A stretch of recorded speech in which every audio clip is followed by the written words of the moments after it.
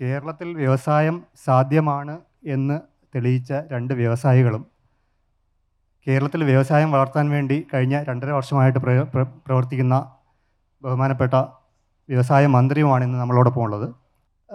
ആദ്യം തന്നെ മന്ത്രിയോടാണ് എൻ്റെ ചോദ്യം. അതായത് കഴിഞ്ഞ ഒരു 2-3 വർഷമായിട്ട് മലയാളികളുടെ ഇടയിൽ ഒരു സംരംഭക മനോഭാവം കൂടിയിട്ടുണ്ട്. ഒരു പോസിറ്റീവായിട്ടുള്ള അർത്ഥത്തിൽ തന്നെ കൂടിയിട്ടുണ്ട്. അത് നമ്മളുടെ കേരളത്തിനെക്കുറിച്ചുള്ള നെഗറ്റീവായിട്ടുള്ള നറേഷൻ മാറ്റാനും കേരളത്തിൻ്റെ വ്യവസായ വളർച്ചയ്ക്ക് അടുത്തൊരു തലത്തിലേക്ക് ഉയർത്താനും അത് ഹെൽപ്പ് ചെയ്തിട്ടുണ്ടോ?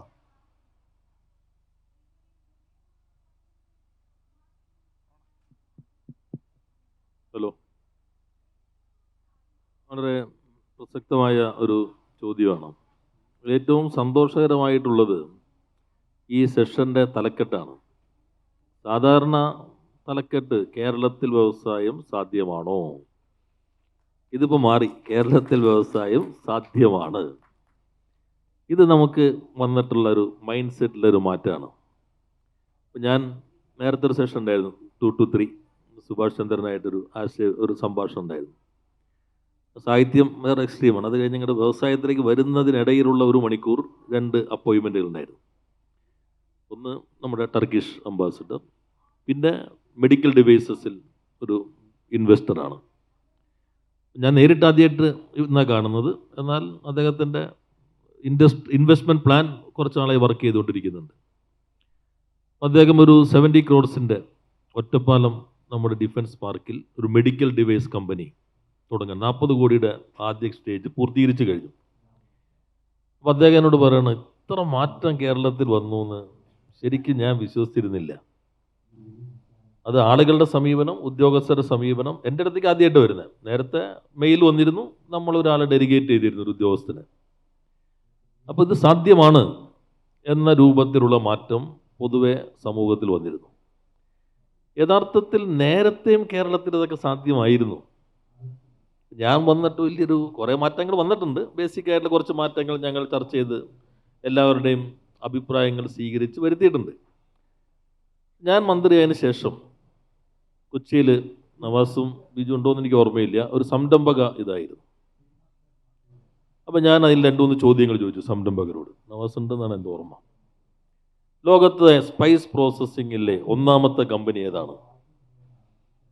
അപ്പോൾ സംരംഭകർ അങ്ങോട്ടും ഇങ്ങോട്ടും നോക്കി. വേറെ ഏതോ കമ്പനിയാണെന്നാ ഇവിടെ ഇരിപ്പുണ്ട്. നമ്പർ 1 ഇപ്പോൾ 3,000 crores ടേൺ ഓവർ, 3,400. നിങ്ങളിൽ തന്നെ എത്ര പേർക്ക് അറിയാം 3,400 കോടി ടേൺ ഓവറുള്ള ഒരു കമ്പനി, ലോകത്തിലെ നമ്പർ 1 ഒലിയോറിസിൻ മാനുഫാക്ചർ ഈ കേരളത്തിലാണ്. സംരംഭകർക്കറിയില്ല. ഞാൻ അടുത്ത ചോദ്യം ചോദിച്ചു. കോവിഡ് വന്നപ്പോൾ ആകെ ബ്ലോക്കേഡായിരുന്നു. അപ്പോൾ ഡൈമർ ടെസ്റ്റ് നടത്താനുള്ള കൺസ്യൂമബിൾ അത് ഡെവലപ്പ് ചെയ്ത് പേറ്റൻ്റ് എടുത്ത് ആ സമയത്ത് തന്നെ പ്രൊഡ്യൂസ് ചെയ്ത് 1.5 കോടി ഇന്ത്യക്കാർ ഡൈമർ ടെസ്റ്റ് നടത്തിയ കൺസ്യൂമബിൾ ഉൽപ്പാദിപ്പിച്ച കമ്പനി ഏതാണ്? അപ്പോഴും സംരംഭകർ അങ്ങോട്ട് ഫിക്കിയോടെ മറ്റോ ഏതൊരു പ്രധാന മീറ്റിംഗ് ആണ് അല്ലേ, അവരങ്ങോട്ടും ഇങ്ങോട്ടും നോക്കി. That is Agappe. മൾട്ടിനാഷണലാണ്. ഇപ്പോൾ നോർവീജിയൻ കമ്പനിയുമായിട്ട് ടൈപ്പ് ഉണ്ടാക്കിയ കേരളത്തിലെ പ്രധാനപ്പെട്ട കമ്പനി ഇന്ത്യയിലേതാണ്? ഇവിടെ ഇരിപ്പുണ്ട്, നവാസ് മീരൻ്റെ കമ്പനി. ഞങ്ങൾ നോർവേ പോയപ്പോൾ ഇത് കേരളത്തിലുണ്ടായിരുന്നു. എന്നാൽ ഇത് ആർക്കും അറിയില്ല. പഞ്ചായത്ത് ലൈസൻസ് കിട്ടാതെ ഒരാൾ റൂട്ടിലിരുന്നാൽ ലോകത്തിലെ എല്ലാ രാജ്യങ്ങളിലുള്ള മലയാളികൾ എല്ലാ ഭാഷയിലും ഗൂഗിൾ ട്രാൻസ്ലേറ്റർ വെച്ച് എത്തിക്കും. പോസിറ്റീവായി വരുന്നൊരു കാര്യം, ഇപ്പോൾ മെഡിക്കൽ ഡിവൈസസ് ഇൻഡസ്ട്രിയുടെ 20% കേരളത്തിൽ നിന്നാണ്. 20%. നമ്മൾ ചെറിയ കൊച്ചു കേരളം എന്ന് പറഞ്ഞ് നമ്മൾ കുറച്ച് ചെറുതായിട്ടുണ്ട്. നമ്മൾ ഈ സ്ഥലത്തിൽ മാത്രം ഇത്തിരി കൊച്ചായിട്ടുള്ളൂ. ബാക്കി എല്ലാത്തിനും നമ്മൾ വലിയ Keralam only 1.2% of the landscape, 2.8% of the population. We are contributing 4% of the GDP of the country. ചെറുതല്ല. നമ്മൾ പറഞ്ഞ എല്ലാവരും വിനയത്തോടു കൂടി കൊച്ചു കേരളം എന്ന് പറഞ്ഞ് ചെറുതായിക്കൊണ്ടിരിക്കുന്നുള്ളൂ. നല്ലൊരു മാറ്റം വന്നിട്ടുണ്ട് എന്നതാണ്. പിന്നെ സംരംഭക സമൂഹത്തിൽ ഇപ്പോൾ ഒരു ആത്മവിശ്വാസം ക്രിയേറ്റ് ചെയ്യപ്പെട്ടിട്ടുണ്ട് എന്നാണ് എനിക്ക് ഫീൽ ചെയ്യുന്നത്. ബാക്കി ഇവരാണ് പറയേണ്ടത്. Thank you. അടുത്ത ഡോക്ടർ വിജു ജേക്കബിനോടാണ്. അതായത് മലയാളികൾ പൊതുവിൽ പുറത്തു നിന്ന് വലിയ സംരംഭകരായി മാറുന്നു. പക്ഷേ കേരളത്തിൽ നിന്ന് കൊണ്ട് തന്നെ അന്താരാഷ്ട്ര വിപണിക്കായിട്ട് ഉൽപ്പന്നങ്ങൾ ഉണ്ടാക്കിയ ഒരു കമ്പനിയാണ് സിന്തൈറ്റ്. എങ്ങനെയാണ് മലയാളി ഒരു എക്സ്പോർട്ട് മാർക്കറ്റിന് വേണ്ടി അല്ലെങ്കിൽ ഒരു അന്താരാഷ്ട്ര വിപണിക്ക് വേണ്ടി സംരംഭങ്ങൾ ഉണ്ടാക്കേണ്ടത് എങ്ങനെയാണ് ശരിക്കും നിങ്ങളുടെ ഒരു അനുഭവം? സിന്തൈറ്റ് 1970 സ്റ്റാർട്ട് ചെയ്തതാണ്. ഒരു 10 എംപ്ലോയീസും ഒരു പ്രോഡക്റ്റായിട്ട്. അപ്പം ഇന്ന് ഞങ്ങൾക്ക് 3000 എംപ്ലോയീസ് ഉണ്ട് വിത്ത് 2000 പ്രോഡക്ട്സ്. അത് ആ ലെവലിലേക്ക് വരണമെങ്കിൽ തീർച്ചയായിട്ടും ഗവൺമെൻറ്റിൻ്റെ ഒരു വലിയ ഗ്രേറ്റ് സപ്പോർട്ടുണ്ട്. കാരണം ഞങ്ങളുടെ ഏറ്റവും മേജർ ഗ്രോത്ത് ഈ കോവിഡ് സമയത്തായിരുന്നു. എല്ലാവരും കോവിഡ് സമയത്ത് ഗ്രോത്ത് ഇല്ല എന്നൊക്കെ പറഞ്ഞു. പക്ഷേ സിന്തൈറ്റ് ഏറ്റവും കൂടുതൽ ഗ്രോ ചെയ്ത് അതായത് ഒരു 25% മേളിൽ ഗ്രോ ചെയ്തു, ഗ്രോത്തിൽ മാത്രം. പ്രോഫിറ്റ്സും അതേപോലെ തന്നെ ഗ്രോ ചെയ്തു. അത് ഈ കഴിഞ്ഞ 8 വർഷം എന്ന് പറയുമ്പം ഇവരുടെ നിങ്ങളുടെ രാജുവിൻ്റെ ഗവൺമെൻറ് ആയിരുന്നു. ലൈക്ക് കഴിഞ്ഞ 8 വർഷം എന്ന് പറഞ്ഞത് ആ സ്പാൻ മുഴുവൻ എല്ലാ ഇഷ്യൂസും ഉണ്ടായ ഒരു വർഷങ്ങളാണ് കഴിഞ്ഞ 8 വർഷം. ആ 8 വർഷവും നമ്മൾ മനോഹരമായിട്ട് ഗ്രോ ചെയ്തു. അപ്പോൾ ഇത് നമുക്കൊരു എന്ത് ചലഞ്ച് എടുക്കാൻ നമ്മൾ തയ്യാറായാൽ മാത്രമേ ഒരു ഇൻഡസ്ട്രി ഗ്രോ ചെയ്യുള്ളൂ. നമ്മളൊരു സ്റ്റേറ്റിനെ ഒന്നും പറഞ്ഞിട്ട് കാര്യമില്ല. Because we ourselves should put our efforts into it. അതാണ് ഒരു സക്സസ് സ്റ്റോറി ഉണ്ടാക്കുന്നത്.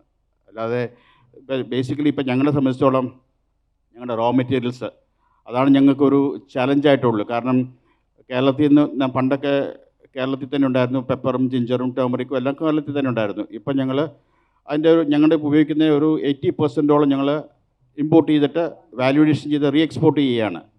ആ ഒരു ബാക്ക്വേർഡ് ഇൻ്റഗ്രേഷൻ നമ്മളിവിടെ ചെയ്യേണ്ടിയിരിക്കുന്നു, അഗ്രികൾച്ചർ ബാക്ക്വേർഡ് ഇൻ്റഗ്രേഷൻ. ബിക്കോസ് അത് കേരളത്തിൽ നിന്ന് അത് വിട്ടുപോയ ഒരു സിറ്റുവേഷനാണ്. കാരണം ഇപ്പോഴത്തെ തലമുറ അങ്ങനെയുള്ള കാര്യങ്ങളൊന്നും ചെയ്യാൻ വലിയ മുന്നോട്ട് വരുന്നില്ല. അതാണ് അഗ്രികൾച്ചർ സെക്ടർ സ്പൈസിലുള്ള ഒരു ഡ്രോബാക്ക്. ചില പ്രോഡക്റ്റ്സ് ഉണ്ട്, ലൈക്ക് കാർഡമം, അങ്ങനെയുള്ള ചില പ്രോഡക്റ്റ്സ് മാത്രം ആണ് മുന്നിൽ പോകുന്നത്. ഇതാണ് ഇപ്പോഴത്തെ സ്ഥിതിവിശേഷം. നമുക്ക് തീർച്ചയായിട്ടും ഏത് ഇൻഡസ്ട്രി ആണെന്ന് പറഞ്ഞാലും you should have a mind set or take the challenge to take it forward. Thank you. സ്റ്റാർട്ടപ്പുകളിൽ ഒരുപാട് ഇൻവെസ്റ്റ് ചെയ്യുകയും സ്വന്തം സംരംഭം വളർത്തുന്നതോടൊപ്പം തന്നെ സ്റ്റാർട്ടപ്പുകളിൽ ഒരുപാട് ഇൻവെസ്റ്റ് ചെയ്ത ഒരു സംരംഭകനാണ് ശ്രീ നവാസ് മീരൻ. കേരളത്തിൽ രജിസ്റ്റർ ചെയ്ത സ്റ്റാർട്ടപ്പുകളുടെ എണ്ണം 5000 കടന്നിട്ടുണ്ട്. കേരളത്തിൽ കഴിഞ്ഞ 2-3 വർഷം കൊണ്ട് 4000 കോടി രൂപയുടെ കേരളത്തിലെ സ്റ്റാർട്ടപ്പുകൾ ഫണ്ട് റൈസ് ചെയ്തു. കേരളത്തിൻ്റെ അടുത്ത ഘട്ട വ്യവസായ വളർച്ചയിൽ സ്റ്റാർട്ടപ്പുകൾക്ക് ഏത് തരത്തിൽ സംഭാവന ചെയ്യാൻ പറ്റും? നമ്മളൊരു കഴിഞ്ഞ ഒരു 10 വർഷം എടുത്തു കഴിഞ്ഞാൽ 2 ഏരിയയിലാണ് നമുക്ക് വലിയ രീതിയിലുള്ള ഒരു ബിസിനസ് സംരംഭകത്വം കാണാൻ സാധിച്ചിട്ടുള്ളത്. അത് എസ്പെഷ്യലി ഒന്ന് ഫുഡാണ്. ഫുഡിൽ ഒരു മാസ് മാർക്കറ്റ് ഇത് മാറിയിട്ട് ഒരു നിഷിലേക്ക് പോയി ഏതെങ്കിലും ഒരു ഏരിയയിലുള്ള ഒരു പ്രോഡക്റ്റിനെ ഒരു പാൻ കേരള പ്രോഡക്റ്റാക്കി മാറ്റുന്ന ഒരു നിഷ് ഇതിലേക്ക് മാറിയിട്ടുണ്ട്. അപ്പോൾ അതിൻ്റെ ഏറ്റവും വലിയ ഉദാഹരണം എറണാകുളത്താണ് ഏറ്റവും കൂടുതൽ തലശ്ശേരി ബിരിയാണി ഹോട്ടൽസ് ഉള്ളത്. പക്ഷേ ഈ അടുത്ത കാലത്ത് ബിരിയാണിയിൽ നിന്ന് മാറി നോർത്തിൽ നിന്നുള്ള പല പലഹാരങ്ങളും കടകളിൽ കിട്ടാൻ തുടങ്ങി. അപ്പോൾ ഒരു next level of value addition അവിടെ വന്നിട്ടുണ്ട്.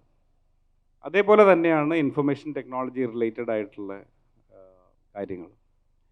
മൈക്രോസോഫ്റ്റിൻ്റെ CEO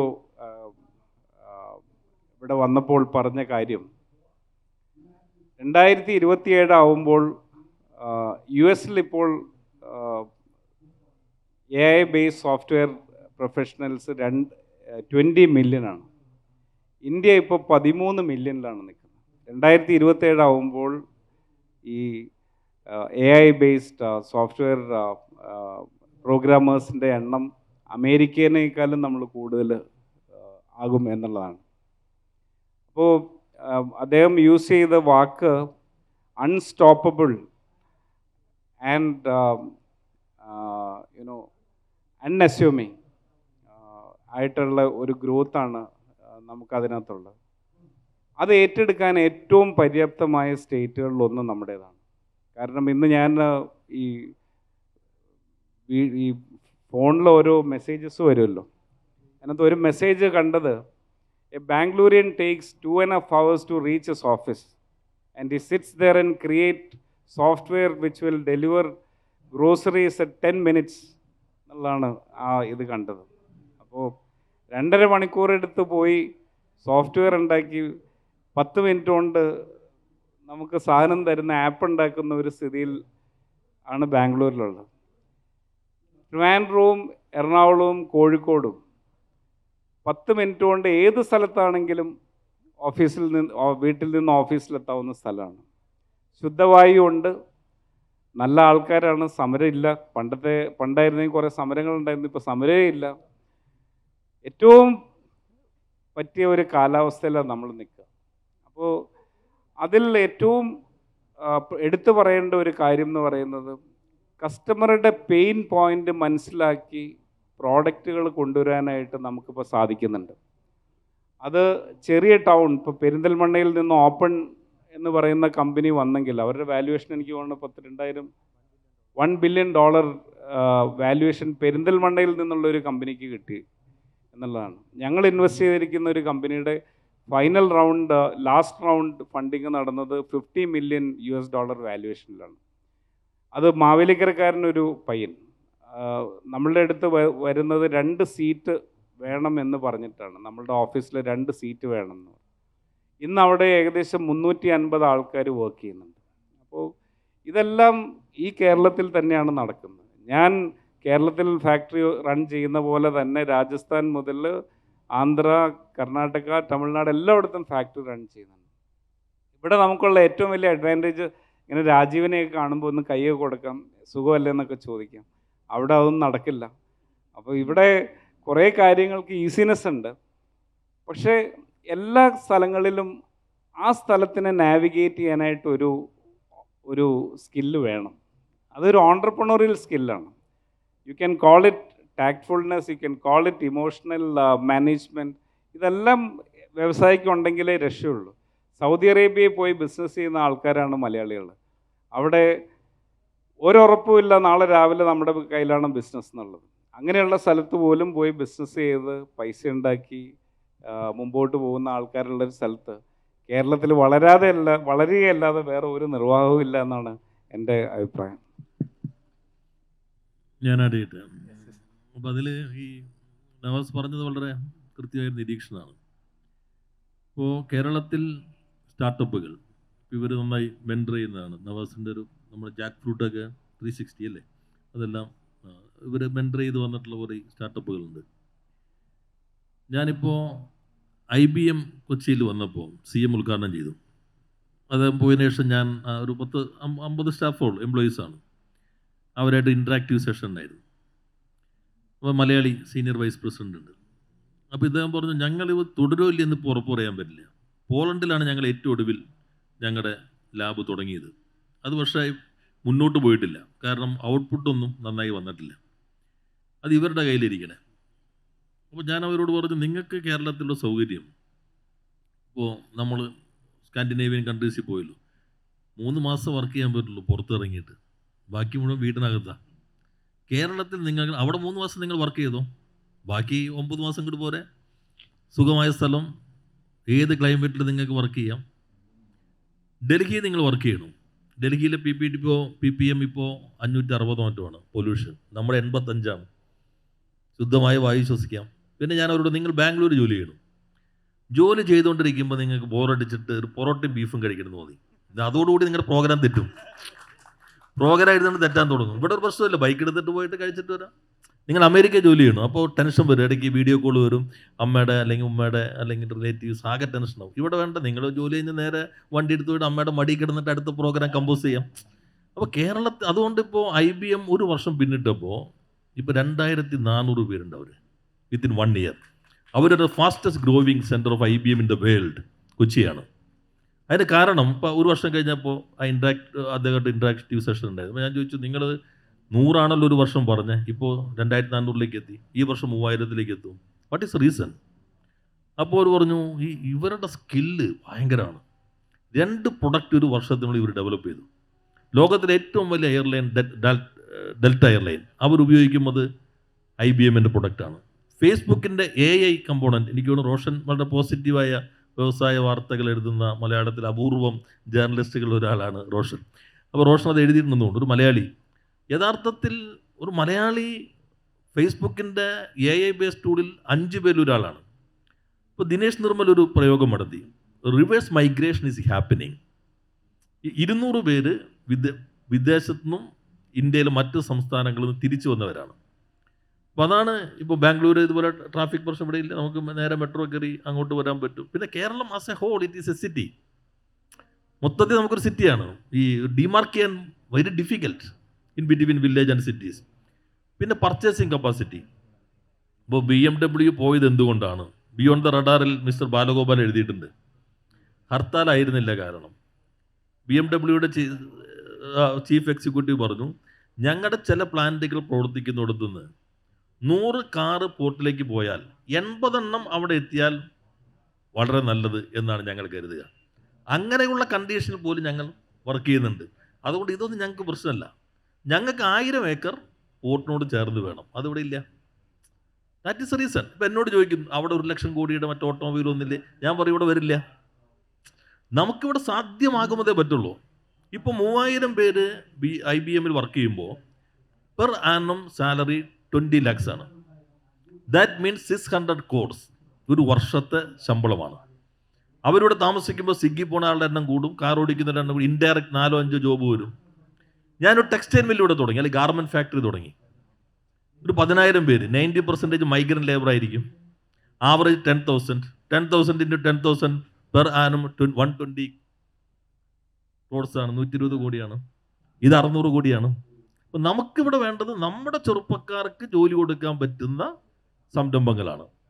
അതിനുള്ള ഇപ്പോൾ നവാസ് പറഞ്ഞ വളരെ വാലിഡായ പോയിൻ്റാണ്. ഇപ്പോൾ നമുക്ക് വലിയ സാധ്യതയുണ്ട്.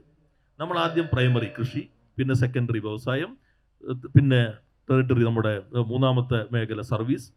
ഇപ്പോൾ മാനുഫാക്ചറിങ് കമ്പോണൻറ്റ് കേരളത്തിൽ ഇപ്പോൾ കഴിഞ്ഞ വർഷത്തെ 17.8% ആണ് ഇൻഡസ്ട്രിയൽ ഗ്രോത്ത്. അതിനകത്ത് 18.9% മാനുഫാക്ചറിങ് സെക്ടറിലെ ഗ്രോത്താണ്. അതിന് കാരണം ഹൈടെക് മാനുഫാക്ചറിങ്. ഇത് കേരളത്തിന് ഏറ്റവും സാധ്യതയുള്ള മേഖലയാണ്. അതിന് നമ്മുടെ സ്കിൽ ഉപയോഗിക്കാൻ കഴിയും. അതാണ് നമ്മൾ ഫോക്കസ് ചെയ്യുന്നത്. നമ്മൾ 22 പ്രയോറിറ്റി ഏരിയാസ്. ഇപ്പോൾ AI പറഞ്ഞല്ലോ, നമ്മൾ ജൂലൈയിൽ IBM ചേർന്നിട്ട് ഇൻ്റർനാഷണൽ AI കോൺക്ലേവ് സംഘടിപ്പിക്കാൻ പോവുകയാണ്. കഴിഞ്ഞ ദിവസം പാലക്കാട് ഞാൻ ഒരു കല്ലിടാൻ പോയി, ജെൻ റോബോട്ടിക്സ് നമുക്ക് പരിചയമുണ്ടോ? കോഴിക്കോട് നൗഷാദും 2 ഇതര അതിഥി തൊഴിലാളികളും മരണപ്പെട്ടപ്പോൾ റോബോട്ട് ഉണ്ടാക്കിയ കുട്ടികളാണ്.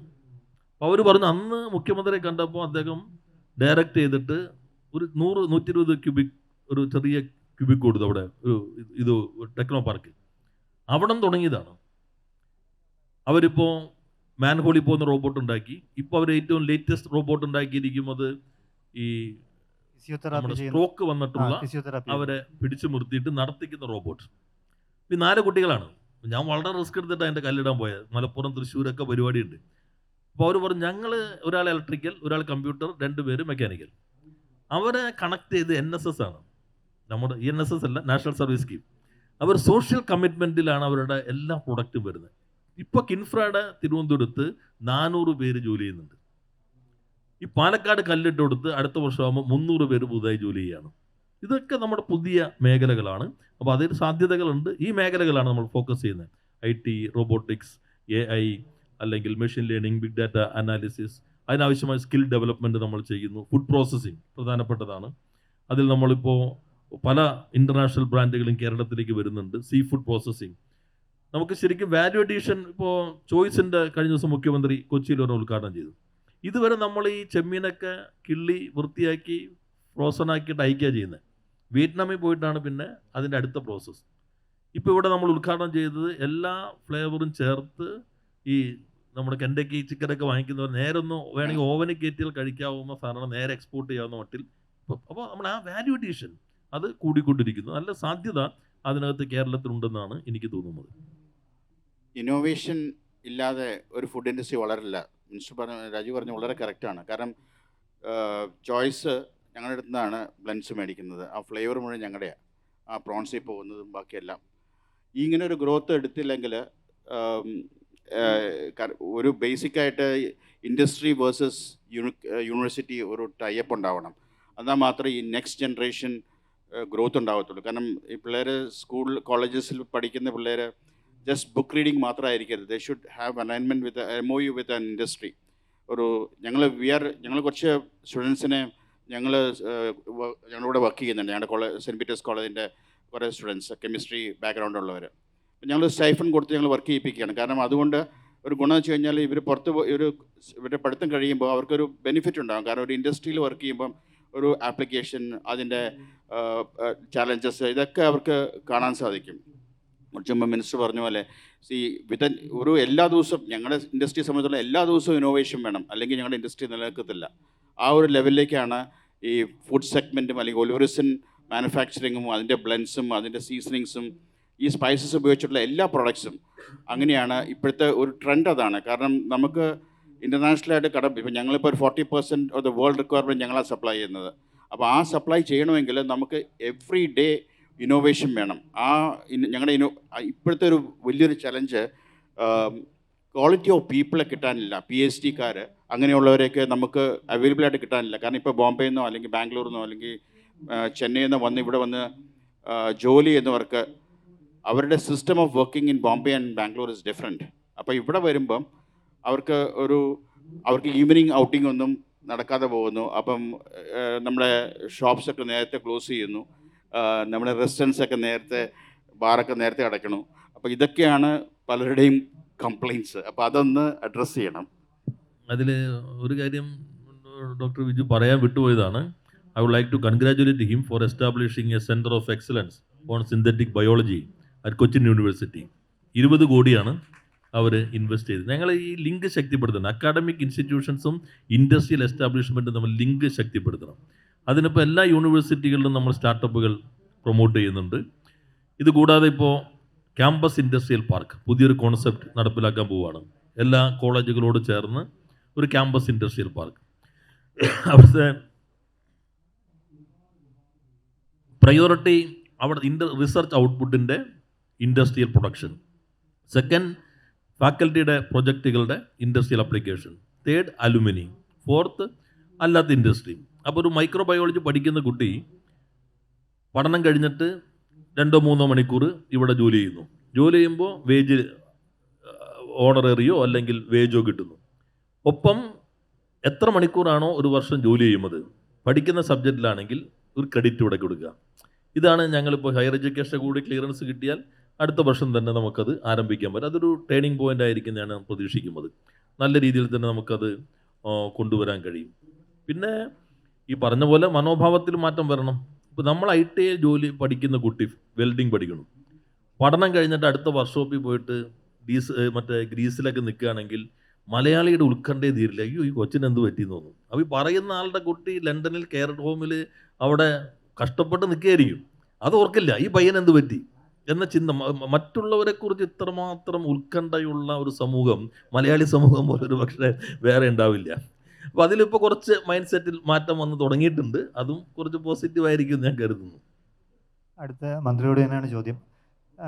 ഇപ്പോൾ ചൈനീസ് സമ്പദ്ഘടന ശരിക്കും 90s 90കളിൽ പ്രൈവറ്റൈസേഷനിൽ കൂടെയാണ് ഭയങ്കരമായിട്ടുള്ളൊരു ഗ്രോത്ത് ഉണ്ടാക്കിയത്.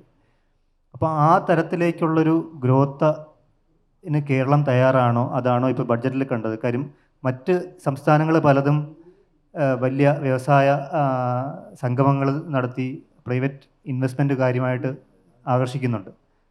കേരളം ഇതിനകത്ത് മടിച്ചു നിൽക്കുകയാണോ, അതോ അടുത്ത സ്റ്റേജിലേക്ക് വളരാൻ കേരളം തയ്യാറായി കഴിഞ്ഞിട്ടുണ്ടോ? ഞാനത് കുറേ ഈ നമ്മുടെ ഗ്ലോബൽ ഇൻവെസ്റ്റ്മെൻറ്റ് മീറ്റിൻ്റെ മറ്റ് സ്റ്റേറ്റിൻ്റെയൊക്കെ റിസൾട്ട് നോക്കി. ഇപ്പോൾ ഈ പറയുന്ന റിസൾട്ട് ഇപ്പോൾ ഗുജറാത്തിൻ്റെ തന്നെ വൈറലിലെ വലിയൊരു സ്റ്റോറി വന്നിട്ടുണ്ട്, UP വന്നിട്ടുണ്ട്. ഈ പ്രഖ്യാപനം അങ്ങോട്ട് ശരിക്കും മെറ്റീരിയലൈസ് ചെയ്ത് വരുന്നുണ്ടോ? നമ്മുടെ തന്നെ കേരളത്തിൽ നടത്തിയ പല ഇൻവെസ്റ്റേഴ്സ് മീറ്റും ഉണ്ട്. നടത്താം, നമ്മൾ പൊതുവൊരു പ്രൊപ്പഗൻഡയ്ക്ക് വേണ്ടി നടത്താം. ഇപ്പോൾ നമ്മുടെ സ്കീമുണ്ട് മീറ്റ് ദ ഇൻവെസ്റ്റർ. ഒരാൾ ഇൻവെസ്റ്റ്മെൻറ്റ് പ്ലാനായിട്ട് മെയിൽ ചെയ്യുന്നു. ഇപ്പോൾ മിനിസ്റ്ററും 2 principal secretary, director of industries, KSITC MD, KINFRA MD ഞങ്ങൾ ഒന്നിച്ചിരുന്ന് കേൾക്കും. മറ്റുദ്യോഗസ്ഥരും പ്രൊജക്റ്റ് അവർ അവിടെ അവതരിപ്പിക്കും. മുന്നോട്ട് പോകണോ, ഞങ്ങൾ അപ്പോൾ ഒരു നോഡൽ ഓഫീസറെ കൊടുക്കും. പിന്നെ അത് അവർ കൊണ്ടുപോകണം. ഒരു 20,000 crores കൂടുതൽ ആ ഇൻവെസ്റ്റ്മെൻറ്റ് ഇതിൻ്റെ ഭാഗമായി കേരളത്തിൽ വന്നു കഴിഞ്ഞിട്ടുണ്ട്. അതൊരു സൈലൻ്റായിട്ട് അങ്ങ് നടന്നു പോകുന്നുണ്ട്. പിന്നൊന്ന് നമ്മുടെ പ്രൈവറ്റ് ഇൻഡസ്ട്രി. ഇപ്പോൾ റോഷൻ ചോദിച്ചത് പ്രൈവറ്റ്, നമ്മളിപ്പോൾ ഈ ബജറ്റ് വന്നപ്പോൾ ഞങ്ങളെന്ത് പുതുതായിട്ട് സ്വകാര്യ മേഖലയെന്ന് ആശ്ലേഷിക്കാൻ പോണോ? യഥാർത്ഥത്തിൽ സ്വകാര്യ മേഖലയാണ് പ്രധാനം. കുറേ കാര്യങ്ങൾ 57 EMS, ഇന്നലെ ഞാനൊരാളോട് പറഞ്ഞപ്പോൾ ചിലർ പറഞ്ഞു ഇനി EMS വെച്ച് ന്യായീകരിക്കാൻ പോകുന്നുണ്ടെന്നൊരു പത്രം എഴുതിയിട്ടുണ്ട്. EMS 57 നയപ്രഖ്യാപനത്തിൽ പറഞ്ഞു. ഇപ്പോൾ ഇപ്പോൾ കമ്മ്യൂണിസ്റ്റ് പാർട്ടിയാണല്ലോ ആദ്യത്തെ ഒരെണ്ണാണല്ലോ. ഇവിടെ സ്വകാര്യ മൂലധനം വരുമ്പോൾ അന്ന് PPP ഒന്നും വന്നിട്ടില്ല കേട്ടോ. സർക്കാർ സ്വകാര്യ കമ്പനികളിൽ ഓഹരി എടുക്കണം, ആത്മവിശ്വാസം നൽകാൻ വേണ്ടി. 57-ലാണ്. പിന്നെ നമ്മളെവിടെ ഫോക്കസ് ചെയ്യുന്നു? We are not a republic. അപ്പോൾ ഇന്ത്യയുടെ നയത്തിനകത്ത് വാട്ട് വി ക്യാൻ ഡു, നമുക്ക് എന്തെല്ലാം സേഫ് ഗാർഡ്സ് ഉണ്ടാക്കാൻ പറ്റും ഇതിനകത്ത് നിന്ന്. ഈ ഫ്രെയിം വർക്കിനകത്തും ഇന്ന് ഏത് എക്സ്റ്റെൻറ്റ് വരെ ഒരു ഓൾട്ടർനേറ്റീവ് നമുക്ക് കൊണ്ടുപോകാൻ കഴിയും. അപ്പോൾ എങ്ങനെ ട്രാൻസ്പെറൻസി എങ്ങനെ ഉറപ്പുവരുത്താൻ പറ്റും, നമുക്ക് തൊഴിലാളികളുടെ മറ്റ് സാമൂഹ്യക്ഷേമം, ഇങ്ങനെയുള്ള കാര്യങ്ങൾ എങ്ങനെ കഴിയും. ഇപ്പം ഞങ്ങൾ പ്രൈവറ്റ് ഇൻഡസ്ട്രിയൽ പാർക്ക് നേരത്തെ ഉള്ളതാണ്, പക്ഷെ ഞാൻ നോക്കിയപ്പോൾ ഒരെണ്ണം പോലും വന്നില്ല. അപ്പോൾ കണ്ടീഷനായിരുന്നു കുഴപ്പം, അത് മാറ്റി. ഒറ്റ വർഷം കൊണ്ട്, 1 വർഷം ആകുന്നേ ഉള്ളൂ, ഈ മാർച്ച് 31 ആവുള്ളൂ, കേരളത്തിൽ 17 പ്രൈവറ്റ് ഇൻഡസ്ട്രിയൽ പാർക്ക് ഇപ്പോൾ വന്നു കഴിഞ്ഞു. ഈ മാർച്ച് 31 ആകുമ്പോഴേക്കും ഏകദേശം ഒരു 27 പ്രൈവറ്റ് ഇൻഡസ്ട്രിയൽ പാർക്ക് വരും. വലിയ മാറ്റമായിരിക്കും, ഒരു ഗെയിം ചേഞ്ചർ ആയിരിക്കും. അപ്പോൾ അത് ഇപ്പോൾ നടക്കുന്നത് തന്നെയാണ്. അത് നമ്മുടെ കേരളത്തിനകത്ത് സാധ്യമാകും അത്. പിന്നെ നമുക്ക് ചില പരിമിതിയുണ്ട്. ഇപ്പോൾ ഞാൻ പറഞ്ഞല്ലോ 1.2% ആണ് നമ്മുടെ സ്ഥലം. ഒരു സൈഡ് CRZ ആണ്, ഇപ്പുറത്തെ സൈഡ് വെസ്റ്റേൺ ഗേറ്റ് റെഗുലേഷനാണ്, നടുക്കുള്ള സ്ഥലമുള്ളൂ, അവിടെ തണ്ണീർത്തട നിയമമാണ്. ഇത് കഴിഞ്ഞുള്ള സ്ഥലത്ത് വേണം മനുഷ്യന് താമസം. അത് 46% ഇന്ത്യയുടെ പ്ലാന്റേഷൻ കേരളത്തിലാണ്, 30% മൊത്തം സ്ഥലം എടുത്താൽ ഫോറസ്റ്റ് ഉള്ളത് കേരളമാണ്. ഇത് കഴിഞ്ഞ് അവശേഷിക്കുന്ന സ്ഥലത്ത് വേണം മനുഷ്യർക്ക് താമസിക്കാൻ, സ്കൂൾ നടത്താൻ, കോളേജ് നടത്താൻ, കമേഴ്സ്യൽ എസ്റ്റാബ്ലിഷ്മെൻ്റ് നടത്താൻ, ഇൻഡസ്ട്രി നടത്താൻ. പിന്നെ വളരെ ഫ്രെജൈലാണ് നമ്മുടെ ഇത്. അപ്പോൾ അതിന് പറ്റുന്ന ഇൻഡസ്ട്രി സാധ്യമാവുള്ളൂ. അപ്പോൾ അതാണ് നമ്മുടെ പോളിസി അതിനകത്ത് ഫോക്കസ് ചെയ്യുന്നത്.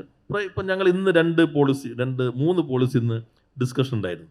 1 export policy, almost finalized. 2nd ESG policy. It may be the first ESG policy of the country, environmental social governance. We are trying to convert Kerala as a destination of ESG investment of the country. അത് ഏറ്റവും പ്രധാനപ്പെട്ടതാണ് ESG. നമുക്ക് വളരെ positive side ഉണ്ട് ഈ പറഞ്ഞതെല്ലാം.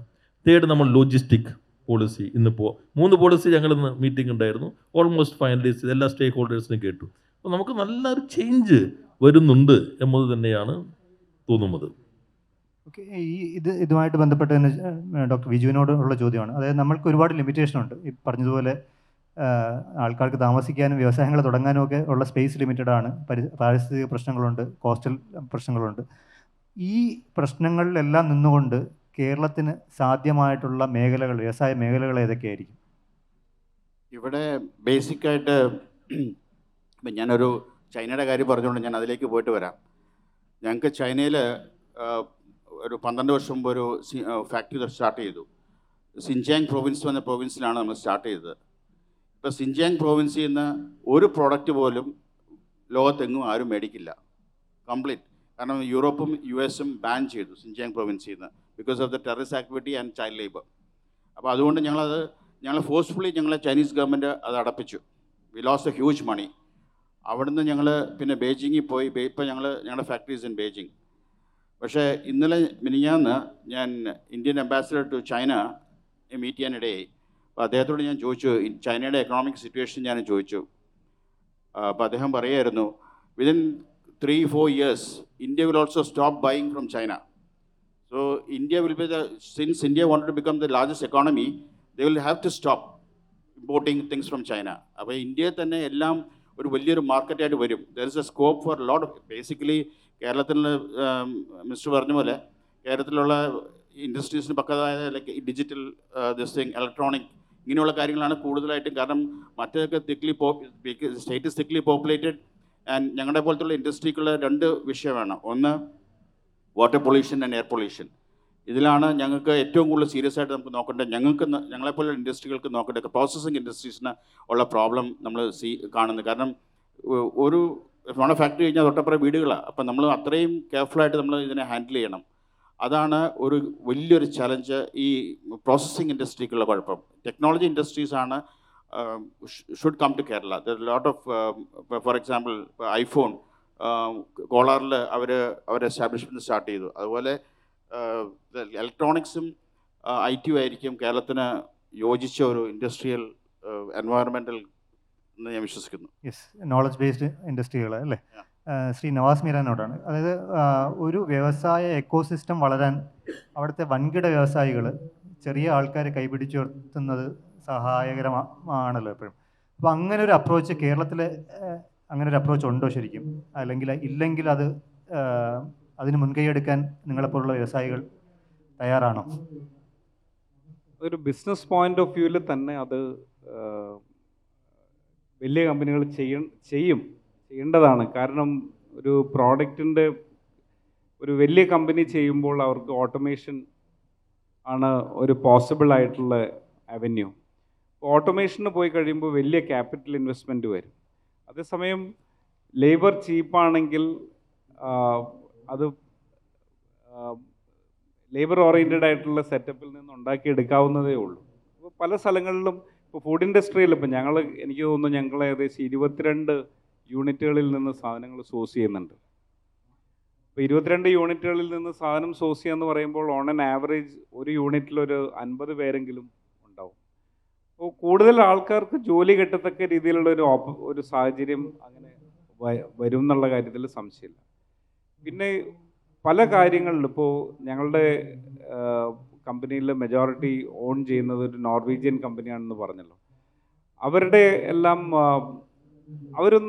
അവർ മുടക്കുന്ന എമൗണ്ടിൻ്റെ return on investment എപ്പോഴും ശ്രദ്ധിക്കുന്ന ആൾക്കാരാണ്.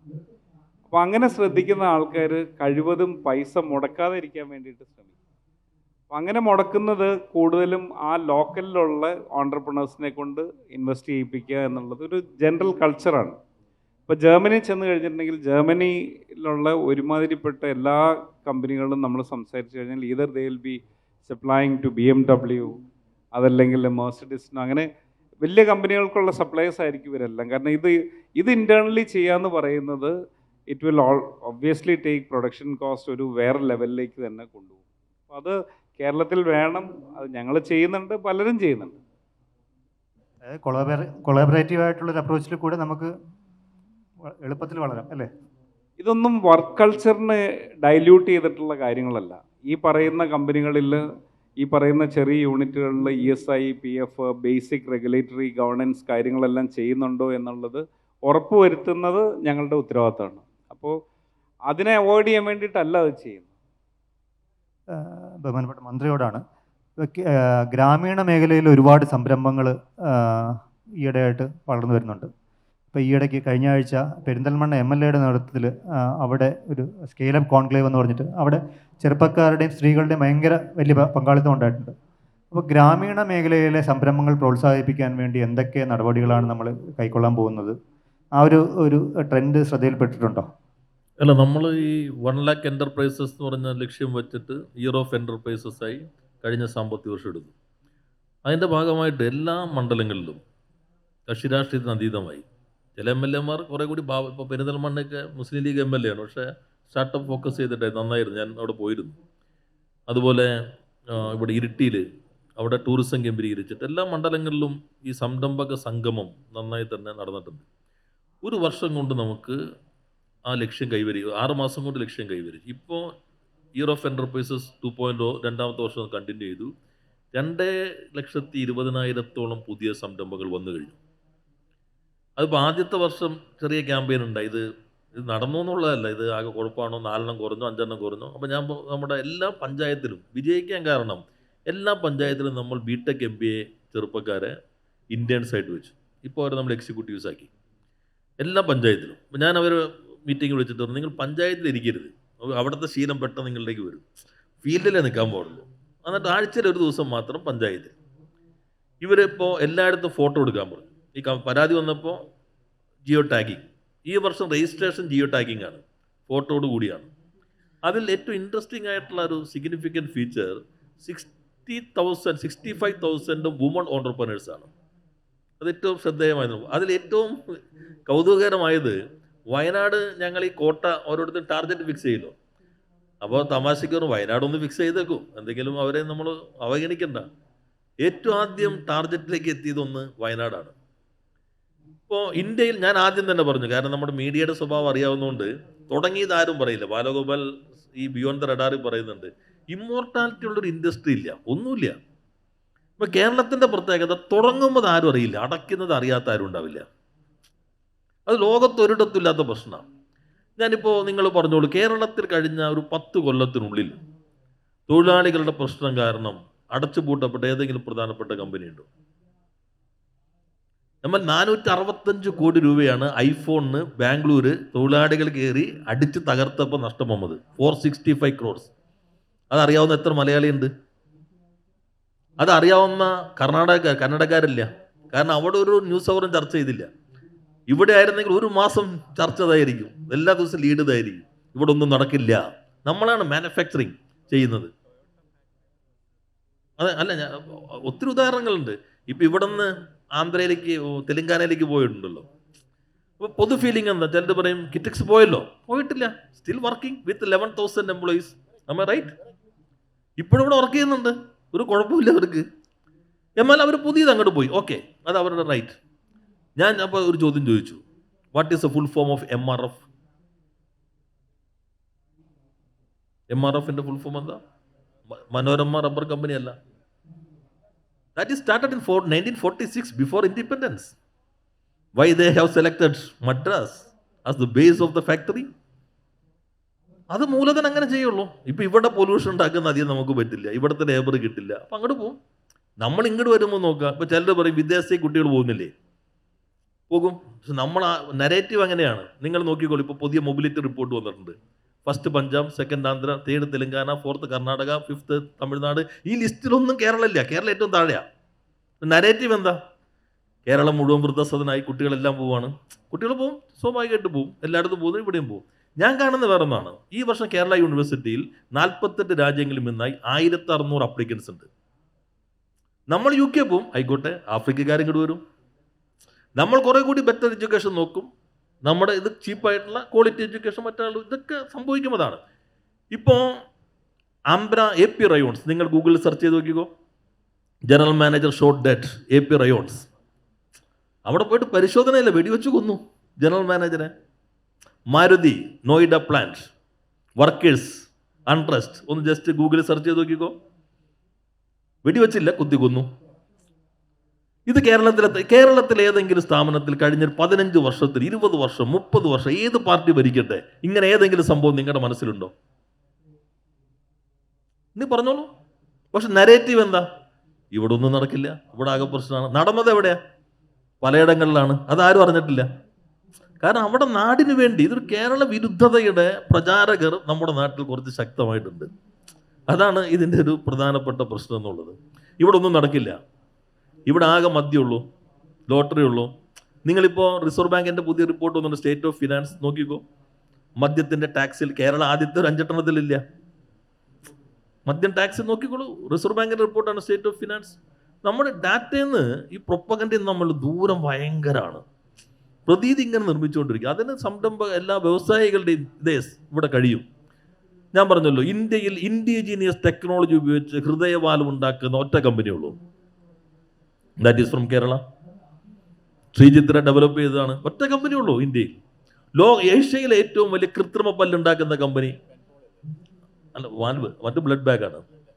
കൃത്രിമ പല്ലുണ്ടാക്കുന്ന കമ്പനി മൂവാറ്റുപുഴയിലാണ്, ഏഷ്യയിലെ. ജപ്പാൻ ടേക്ക് ഓവർ ചെയ്തതിന്, തെർമോകോൾ ടേക്ക് ഓവർ ചെയ്തതിന് ശേഷം ലോകത്തിലെ ഏറ്റവും വലിയ ബ്ലഡ് ബാഗ് ഉണ്ടാക്കുന്ന കമ്പനി തിരുവനന്തപുരത്താണ്. ശ്രീ ബാലഗോപാൽ ഒരു അനുഭവം പറഞ്ഞു. ജപ്പാൻ ഇത് എക്സ്പാൻഡ് ചെയ്യാൻ തീരുമാനിച്ചു. അവർ ടേക്ക് ഓവർ ചെയ്തപ്പോൾ അവർക്ക് 25 ഏക്കർ സ്ഥലം വേണം. അപ്പോൾ നമ്മുടെ ഒരു സ്ഥലമില്ല, നമ്മുടെ ഈ പറഞ്ഞ സ്ഥലമാണല്ലോ നമ്മുടെ ഉള്ളത്. അപ്പോൾ അവർ തമിഴ്നാട്ടിൽ സ്ഥലം കണ്ടു. അവരപ്പോൾ ജപ്പാൻ്റെ ഒരു പ്രത്യേകത, ശ്രീ വേണു രാജമണി നമ്മുടെ നയതന്ത്ര വിദഗ്ധർ ഇവിടെ ഉണ്ട്. അവരുടെ പ്രത്യേകത ഞാൻ കേട്ടിട്ടുള്ളത്, കുറേ സമയമെടുത്ത തീരുമാനം എടുക്കുള്ളൂ, അല്ലേ? അമ്മ റൈറ്റ്? എടുത്താൽ പിന്നെ അവിടെ നിൽക്കും, അല്ലേ? പിന്നെ ഒറ്റ പോക്കായിരിക്കും. അതെ. അപ്പം അവർ ഇവരോട് പറഞ്ഞു, ആ സ്ഥലം അവിടെ എടുക്കണ്ട, കേരളത്തിൽ കുറച്ച് സ്ഥലം ഉണ്ടെങ്കിൽ ഇവിടെ മതി. What is the reason? അവർ പറഞ്ഞു, ഏറ്റവും കോസ്റ്റ് എഫക്റ്റീവായിട്ടുള്ള ക്വാളിറ്റി പ്രൊഡക്റ്റ് ലോകത്തുനിന്ന് സൃഷ്ടിക്കുന്നത് കേരളമാണ്. അത് ഹൈലി സ്കിൽഡ് ആയിട്ടുള്ള ഹ്യൂമൻ റിസോഴ്സസ് ആണ്. ആ സ്ഥലം നമ്മൾ എന്തിനും ഒഴിവാക്കണം? അങ്ങനെയാണ് ഇവിടെ ജപ്പാനിൽ വന്നത്. ഇങ്ങനെ നിരവധി സ്ഥാപനങ്ങൾ ഇവിടെ വന്നുകൊണ്ടിരിക്കുന്നുണ്ട്. അത് നമ്മൾ ഷോക്കേസ് ചെയ്യണം. അതിൽ മീഡിയ, ഇപ്പോൾ ഇന്നലെ ഞാൻ മനോരമയുടെ ഒരു ഇപ്പോൾ സ്വകാര്യം പറഞ്ഞ പോലെ പൊതുമേഖലയ്ക്ക് പൂട്ട്, 18 കമ്പനികൾ പൂട്ടുന്നു. അപ്പം ഞാൻ വിചാരിച്ചു, ഞാൻ പോലും അറിഞ്ഞില്ല ഇത് എങ്ങനെ ഒരു പൂട്ടി. ഞാൻ ഈ കമ്പനികൾ എടുത്തു. ഒരെണ്ണം 1990 പൂട്ടിയതാണ്, ഒരെണ്ണം 1990, 2006 മുമ്പ് പൂട്ടി ഒരു കമ്പനി ഇല്ല. ഏതൊരു കമ്പനി 2008 മറ്റോ പൂട്ടിയിട്ടുണ്ട്. എന്നാൽ ഈ ബഡ്ജറ്റ് വരുമ്പോൾ ഈ വൈൻഡിങ് അപ്പിനൊരു കുറേ പ്രൊസീജിയേഴ്സ് ഉണ്ടല്ലോ, അതിങ്ങനെ കിടക്കുന്നുണ്ടാവും. അപ്പോൾ ഈ അതുപോലും നോക്കുന്നില്ല.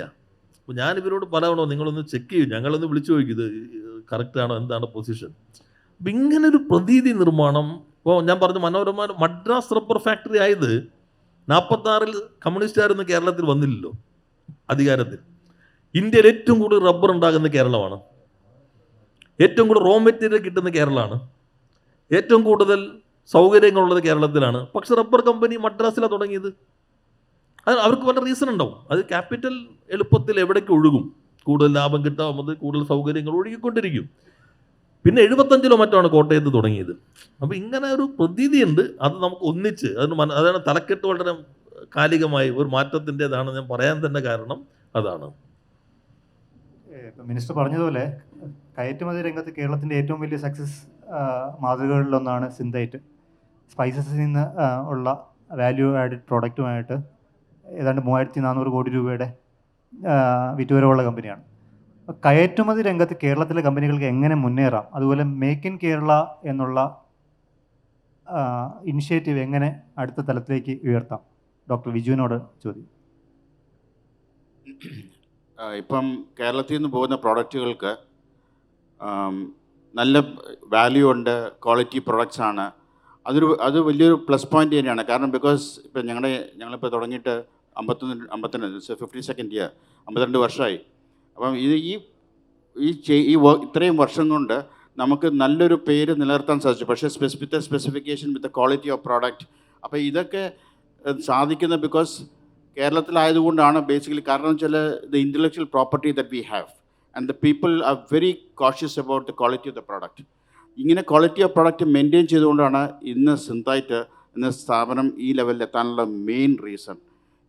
നമ്മൾ കുറേ ഉണ്ടാക്കി കുറേ വിറ്റു എന്ന് പറഞ്ഞിട്ട് കാര്യമില്ല. പക്ഷേ ഫുഡ് ഇൻഡസ്ട്രിയിൽ ഇരിക്കുമ്പോൾ നമ്മൾ എപ്പോഴും കെയർഫുൾ ആവേണ്ട ഒരു ഏരിയ ആണ് പെസ്റ്റിസൈഡ്സും അങ്ങനെയുള്ള ഉപയോഗിക്കുന്ന രീതികൾ നമ്മൾ സ്റ്റോപ്പ് ചെയ്യിപ്പിക്കുക എന്നുള്ളത്. ഞങ്ങൾ ആന്ധ്രയിൽ ചില്ലി കൾട്ടിവേഷൻ ബാക്ക്വേർഡ് ഇൻറ്റഗ്രേഷൻ ചെയ്യുന്നുണ്ട്.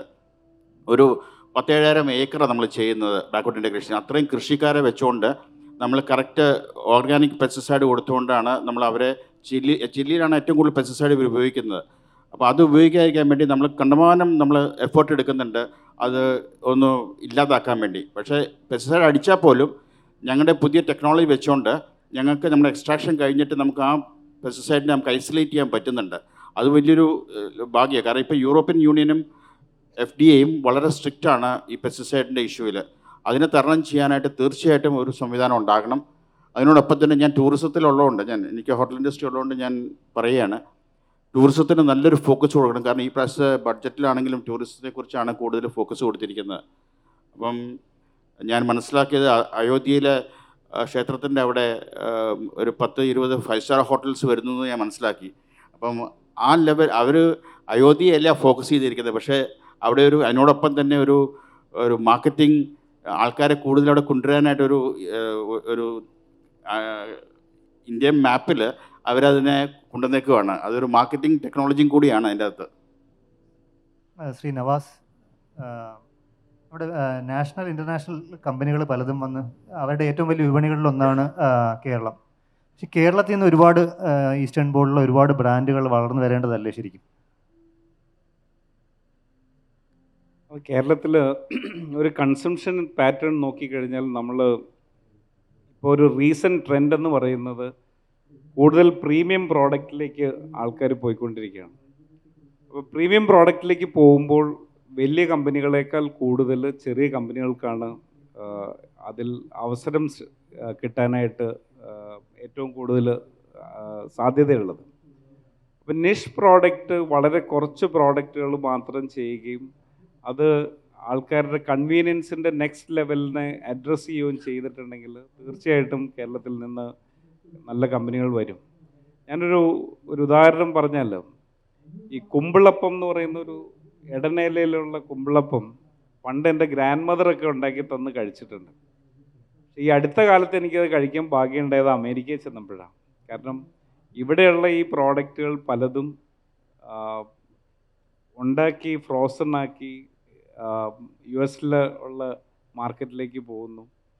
അപ്പോൾ വളരെയധികം എനിക്ക് തോന്നുന്നു ഒരു 10 ടൈംസ് ഇതിൻ്റെ കോസ്റ്റിന് മുകളിൽ 10 ടൈംസ് വാല്യൂലാണ് അത് വിൽക്കുന്നത്. So that level of value addition is possible. And അതിനുള്ളൊരു അവസരം ഉണ്ട്. അത് പലരും അറിഞ്ഞ് അതിന് പെരുമാറുന്നുണ്ടെന്നുള്ളതാണ് എൻ്റെ വിശ്വാസം.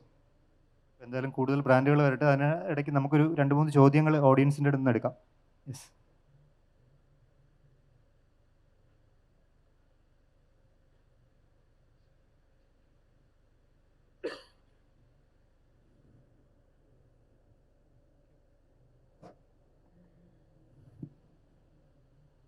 ഹലോ സാർ, എൻ്റെ ചോദ്യം മിനിസ്റ്ററിനോടാണ്. സാറ് ഈ കേരളത്തിൻ്റെ വികസന കുതിപ്പിൽ ഈ വിഴിഞ്ഞം ഒരു പ്രധാന പങ്ക് വഹിക്കുമെന്ന് ഞാൻ വിശ്വസിക്കുന്നു. എല്ലാ മലയാളികളെയും പോലെ ഞാനും വിശ്വസിക്കുന്നു. അപ്പം ആ പോർട്ട് മാത്രം പോരാ, അതിനനുബന്ധമായിട്ടുള്ള വ്യവസായ പാർക്കുകളും കണക്ടിവിറ്റി, പ്രധാനമായി rail connectivity, road connectivity, airport connectivity, ഇപ്പോൾ ഇതിനു വേണ്ടി ഇപ്പോൾ ഗവൺമെൻറ് കാണിക്കുന്ന ഫോക്കസ് മതിയാവുമോ, അതോ സാർ അത് വേണ്ട ഫോക്കസ് ഉണ്ടോ എന്നുള്ളത് എനിക്ക് മനസ്സിലാക്കാൻ പറ്റുന്നില്ല. സാറിൻ്റെ ഒരു അഭിപ്രായം തേടുന്നു. വിഴിഞ്ഞം ഒരു പ്രധാന സാധ്യതയായിട്ട് തന്നെ കാണുന്നത്. അപ്പോൾ റിംഗ് റോഡ് നമ്മളവിടെ ഡെവലപ്പ് ചെയ്യുന്നുണ്ട്. ഇത് കൂടാതെ ഞങ്ങളിപ്പോൾ നോക്കുന്നത് ഒരു പുതിയ കോൺസെപ്റ്റ് അവിടെ കൊണ്ടുവരാൻ ശ്രമിച്ചുകൊണ്ടിരിക്കുകയാണ്. Land pooling. നമ്മളിപ്പോൾ ഒരു 200 ഏക്കർ സ്ഥലം ഐഡൻറ്റിഫൈ ചെയ്യുന്നു. ഇപ്പോൾ നമ്മൾ ഒരു മാസ്റ്റർ പ്ലാൻ ആയി കഴിഞ്ഞിട്ടുണ്ട്. നേരത്തെ തന്നെയായി സിറ്റി ഡെവലപ്മെൻറ്റ് വിഴിഞ്ഞായി ചേർന്നിട്ട് മാനുഫാക്ചറിങ് സെക്ടർ, ലോജിസ്റ്റിക് എവിടെയാണ്, റെസിഡൻഷ്യൽ, കമേഴ്ഷ്യൽ, ഒരു വലിയ മാസ്റ്റർ പ്ലാൻ തയ്യാറായി കഴിഞ്ഞിട്ടുണ്ട്.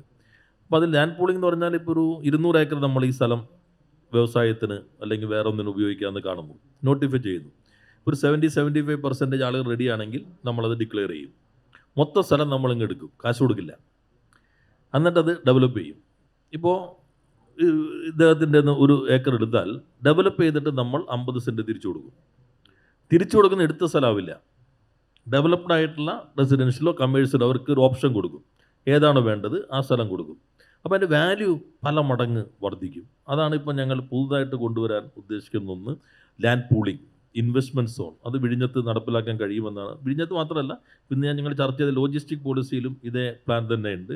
ഇപ്പോൾ ഒരു ഹൈവേഡ് ചേർന്ന് ഒരു 10 പേരുണ്ട്. അവർ പറയുന്നത് ഞങ്ങളുടെ ലാൻഡ് ഞങ്ങൾ ഒന്നിച്ച് നൽകാം, ഗവൺമെൻറ് ഡെവലപ്പ് ചെയ്തോളൂ, ഞങ്ങൾക്ക് ഇത്ര നൽകിയാൽ മതി. അത് പുതിയ കോൺസെപ്റ്റ് നോക്കുന്നു. നമ്മുടെ ഈ ലാൻഡ് ഒരു പ്രധാന പ്രശ്നമാണ്. ലാൻഡിൻ്റെ വാല്യൂ വളരെ അധികമാണ് കേരളത്തിൽ. അതൊരു പ്രധാന പ്രശ്നമാണ്. പിന്നെ ഇവിടെ വിജു പറഞ്ഞ പോലെ ഈ ബാക്ക്വേർഡ് ഇൻറ്റഗ്രേഷനിൽ നമുക്കൊരു സാധ്യത പ്ലാന്റേഷനാണ്. ഞങ്ങളിപ്പോൾ ഡിസ്കസ് ചെയ്തുകൊണ്ടിരിക്കുകയാണ്.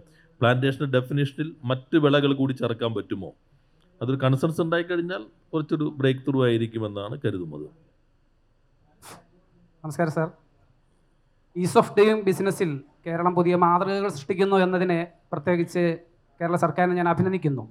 ഒപ്പം 2 ചോദ്യങ്ങളാണ് എനിക്ക് ചോദിക്കാനുള്ളത്. ഒന്ന്, നിർമ്മിത ബുദ്ധിയിൽ അധിഷ്ഠിതമായ ഉൽപ്പാദനക്ഷമതയും സാമ്പത്തിക അഭിവൃദ്ധിയും ലോകം ഇപ്പോൾ ചർച്ച ചെയ്യുന്ന ഒരു പ്രധാന വിഷയമാണല്ലോ. നിർമ്മിത ബുദ്ധിയിൽ 2027 ആകുമ്പോൾ നമ്മൾ മുന്നിലേക്ക് വരുമെന്നും ഇവിടെ സൂചിപ്പിക്കുകയുണ്ടായി. അപ്പോൾ മിനിസ്റ്ററോടുള്ള ചോദ്യം, നിർമ്മിത ബുദ്ധിയിൽ അധിഷ്ഠിതമായി നമ്മുടെ വ്യവസായ മേഖലയെയും ഒപ്പം തന്നെ നമ്മുടെ വിദ്യാഭ്യാസ രംഗത്തെയും അതിനകത്തേക്ക് കൊണ്ടുവരുവാൻ എൻ്റെ ചിന്ത പോകാൻ കാരണം യുവത്വം വിദേശത്തേക്ക് പോകുന്നു എന്ന് പറയുന്നത് കൊണ്ട് മാത്രമാണ്. അതൊന്ന്.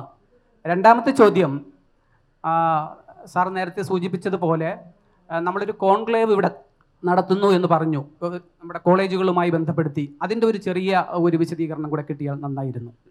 ആദ്യത്തെ ഭാഗം ഞാൻ പറയും, AI ഉപയോഗിക്കുമ്പോൾ നമ്മളേറെ മുന്നോട്ട് പോയിട്ടുണ്ട്. We have establish A first digital university of the country. ആദ്യത്തെ ഡിജിറ്റൽ യൂണിവേഴ്സിറ്റി. ഏറ്റവും കൗതുകകരമായ കാര്യം, നമ്മൾ മറ്റ് യൂണിവേഴ്സിറ്റി വ്യത്യസ്തമായി 200 കോടി രൂപയുടെ പ്രൊജക്റ്റുകൾ അവർ ഈ ചുരുങ്ങിയ കാലം കൊണ്ട് നേടിക്കഴിഞ്ഞു. ഡിജിറ്റൽ യൂണിവേഴ്സിറ്റി, അതിൽ digital science park prime minister തന്നെ കല്ലിട്ടു.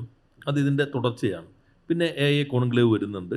നമുക്ക് AI വലിയ സാധ്യതയാണ് എല്ലാ മേഖലയിലും. അത് അവിടെ തന്നെ നിൽക്കണമെന്നില്ല. ഇൻഡസ്ട്രി, ഓരോ മേഖലയ്ക്കും AIയുടെ സാധ്യതകളുണ്ട്. അത് നമ്മൾ അതിനനുസരിച്ച് മുന്നോട്ട് പോകാൻ ശ്രമിക്കുന്നു. പിന്നെ നമ്മുടെ സാധ്യത ഇതെല്ലാം വരും ഡിഫൻസ് ആൻഡ് സ്പേസ്. കേരളത്തിന് സാധ്യതകളാണ്. അപ്പോൾ അത് ഓപ്പൺ ചെയ്തു. നമുക്കിവിടെ നല്ല എക്കോസിസ്റ്റം ഉണ്ട്. ISRO, റിട്ടയർ ചെയ്ത ആളുകൾ. ഇപ്പോൾ നമ്മൾ കെൽട്രോൺ റിക്രൂട്ട്മെൻറ്റ് ബോർഡ് വന്നിട്ട് ഇപ്പോൾ ഒന്ന് പുതിയ ടീം വന്നു. എല്ലാവരും പുതിയ ആളുകൾ വന്നു. ചെയർമാൻ ISROയുടെ ഡിസ്റ്റിങ്വിഷ്ഡ് സയൻറ്റിസ്റ്റാണ്. മാനേജിംഗ് ഡയറക്ടർ നേവിയുടെ വൈസ് അഡ്മിറൽ ആയിരുന്ന ആളാണ്. ഡയറക്ടർ എക്സിക്യൂട്ടീവ് NPOLൻ്റെ ഡയറക്ടറായിരുന്ന ആളാണ്. ഡയറക്ടർ ടെക്നിക്കൽ ISROയുടെ വേറൊരു ഡിസ്റ്റിങ്ഷ്ഡ് സയൻറ്റിസ്റ്റാണ്. അപ്പോൾ ഒരു നല്ല ടീം വന്നു. നമുക്കിപ്പോൾ നേരിട്ട് തന്നെ നേവിയിൽ നിന്നൊക്കെ ഓർഡറുകൾ കിട്ടിയതോടെ അത് വലിയൊരു സാധ്യതയാണ്. പിന്നെ സ്പേസ് സ്റ്റാർട്ടപ്പുകൾ വലിയ ഒരു സാധ്യതയായിട്ട് വരുന്നുണ്ട്. ഇതിൽ നമ്മൾ ഫോക്കസ് ചെയ്യുന്നുണ്ട്. നമസ്കാരം. 3 പാനലിസ്റ്റിനും എൻ്റെ അഭിനന്ദനങ്ങൾ. കേരളത്തിലെ ആ ഒരു നെഗറ്റീവ് ആറ്റിറ്റ്യൂഡ് കളഞ്ഞിട്ട് ഒരു പോസിറ്റീവ് അപ്രോച്ച് ഉണ്ടാക്കാൻ വേണ്ടി വളരെ സഹായകരമാണ് നിങ്ങളുടെ 3 പേരുടെയും പ്രസൻറ്റേഷൻസ്. 3 പേരോട് 3 ചെറിയ ചോദ്യങ്ങളുണ്ടായിരുന്നു.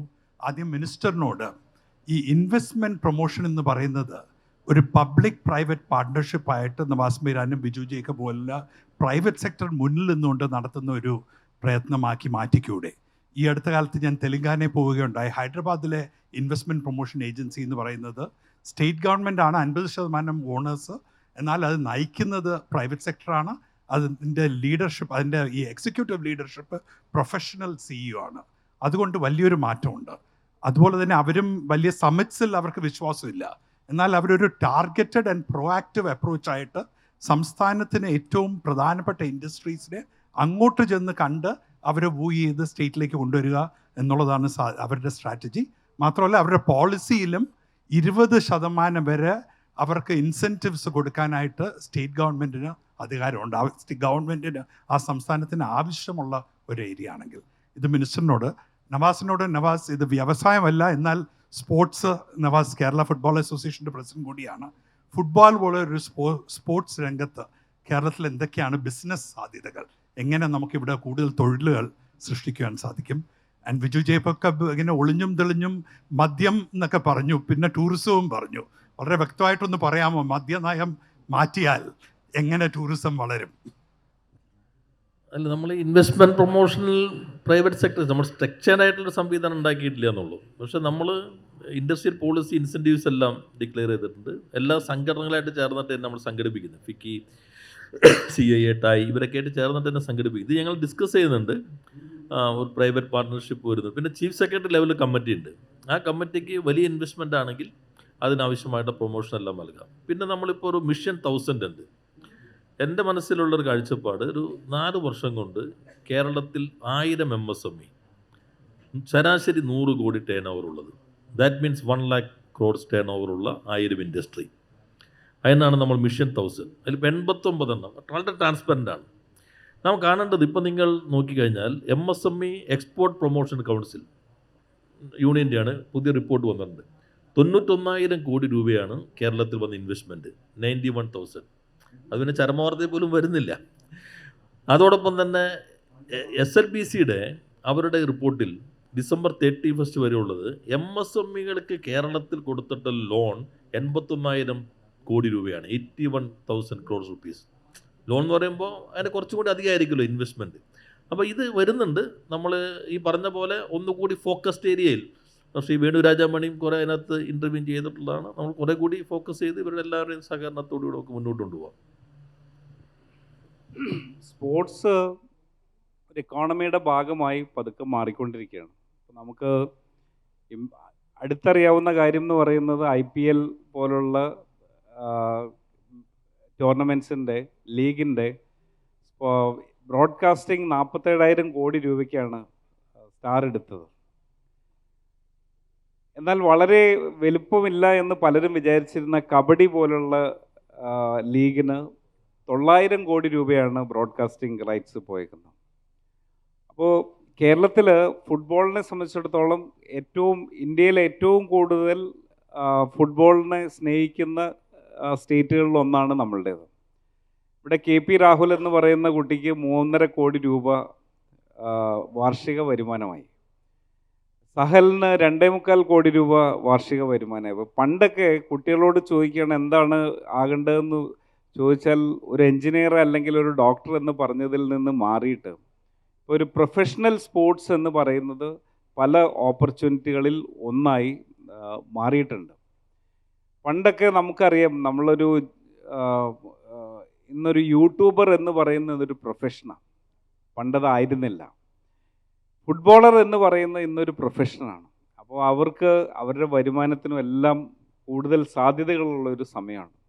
കേരള ഫുട്ബോളിനെ സംബന്ധിച്ചിടത്തോളം ഞങ്ങൾക്ക് ഏകദേശം 8 സ്റ്റേഡിയംസ്, ഫുട്ബോൾ സ്റ്റേഡിയംസ് ഈ വരുന്ന 2-3 വർഷത്തിനുള്ളിൽ ആക്കിയെടുക്കുക എന്നുള്ള ഒരു വളരെ ശ്രമകരമായ ദൗത്യവും, അതിലേക്ക് ഒരു 1400 കുട്ടികളെ പുറത്തു നിന്നുള്ള ക്വാളിഫൈഡ് ആയിട്ടുള്ള കോച്ചസിനെ കൊണ്ടുവന്ന് സ്കൗട്ട് ചെയ്ത് ഫ്രീ ആയിട്ട് അവരുടെ ടാലൻറ്റിനെ ഇമ്പ്രൂവ് ചെയ്യുകയും അതിൽ നിന്നുള്ള ഒരു 200 കുട്ടികളെ നമ്മൾ സൂപ്പർ എലീറ്റ് സെൻറ്ററിലേക്ക് മാറ്റുകയും ആ കുട്ടികൾക്കെല്ലാം തന്നെ ഒരു 1 കോടി രൂപയ്ക്ക് മുകളിൽ വാർഷിക വരുമാനം കിട്ടത്തക്ക രീതിയിൽ എത്തിക്കുക എന്നുള്ള ഒരു ശ്രമകരവും എന്നാൽ സാധ്യമായ ഒരു ദൗത്യത്തിൻ്റെ തലപ്പത്താണ് ഞാനിപ്പോൾ ഇരിക്കുന്നത് എന്ന് പറയാനേ എനിക്ക് കഴിയും. ഇതിനെക്കുറിച്ച് ഞാൻ പറഞ്ഞു. കാരണം ഞങ്ങളുടെ ഫോറിൻ ഗസ്റ്റ് വരുമ്പോൾ ഞങ്ങൾക്ക് എപ്പോഴും ഒരു ഡിഫിക്കൽട്ടി അപ്രോച്ച് ചെയ്യുന്നത്, ഞങ്ങളുടെ മീറ്റിങ്ങൊക്കെ ഫാക്ടറിയിലെ മീറ്റിങ്ങൊക്കെ കഴിഞ്ഞ് തിരിച്ച് ഈവനിങ് ഡിന്നർ വരുമ്പോഴത്തേക്കും ഏകദേശം 9:30 ആവും. പിന്നെ 10:30ക്ക് ബാറ് ക്ലോസ് ചെയ്യണം. അപ്പം വേറെ നിവൃത്തിയില്ല. അപ്പം ഇത് കണ്ടിന്യൂ ചെയ്ത് എന്ന് വെച്ചാൽ ഇത് ഞാൻ അതി വലിയ മദ്യപാനിയൊന്നും അല്ല, എന്നാലും ഞാൻ പറയുകയാണ്, അതിനുവേണ്ടിയല്ല ഞാൻ പറഞ്ഞത്. കാരണം പുറത്തുനിന്ന് വരുന്നവർക്ക് അത് ഒരു ടൈം പാസിംഗ് ആണ്. കാരണം ഫോർ എക്സാമ്പിൾ ജപ്പാനിൽ നിന്ന് വരുന്നവർക്കോ അവർ 10 മണിക്ക് തുടങ്ങിയ 2 മണിക്ക് നിർത്തുന്ന ആൾക്കാരാണ്. അപ്പോൾ അങ്ങനെ വരുന്ന കസ്റ്റമേഴ്സിനെ നമുക്ക് മെയിൻറ്റെയിൻ ചെയ്യണമെങ്കിൽ, അല്ലെങ്കിൽ കാരണം അവർ ഒരു വർഷത്തിൽ 2 ദിവസമൊക്കെ ഇവിടെ ഉണ്ടാകത്തുള്ളൂ. അപ്പോൾ അങ്ങനെയൊക്കെ അതൊരു വലിയൊരു ഇഷ്യൂ ആണ്. കാരണം ഈ ബാറ് നേരത്തെ ക്ലോസ് ചെയ്യുന്നത്, അതൊരു വൈകി തുറന്നിട്ട് വൈകി അടയ്ക്കുകയായിരിക്കും. കാരണം ഒരു 3:30ക്ക് തുടങ്ങിയിട്ട് വൈകി അടയ്ക്കുന്നതായിരിക്കും ബുദ്ധി എന്ന് ഞാൻ പറയും. അതിലിപ്പോൾ തന്നെ പോളിസി ഉണ്ട്. ഇൻഡസ്ട്രിയൽ പാർക്കിലും IT പാർക്കിലും കഴിഞ്ഞ ബജറ്റിൽ തന്നെ ഇത് അനുവദിച്ചിട്ടുണ്ട്. ഇവരാരും അപേക്ഷിക്കാത്തതുകൊണ്ടാണ്.